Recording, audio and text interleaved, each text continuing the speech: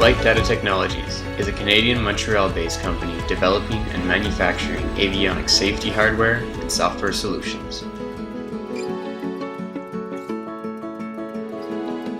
In this video, we present you with the simplicity of installing and using the Flight Data Quick Access Recorder on aircraft or helicopters still equipped with the original flight data recorder.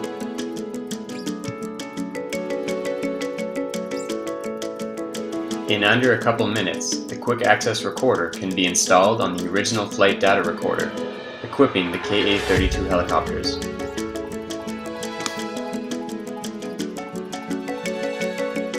Once the Quick Access Recorder is installed, the recording of flight data is done right inside the FDR, during the flight and transferred to the Quick Access Recorder.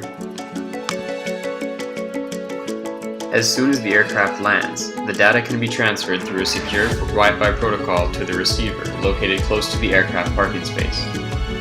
Data can also be transferred using the same secured protocol onto a mobile phone. Using the Flight Data Quick Access Recorder simplifies the access to data from the FDR or CFDR.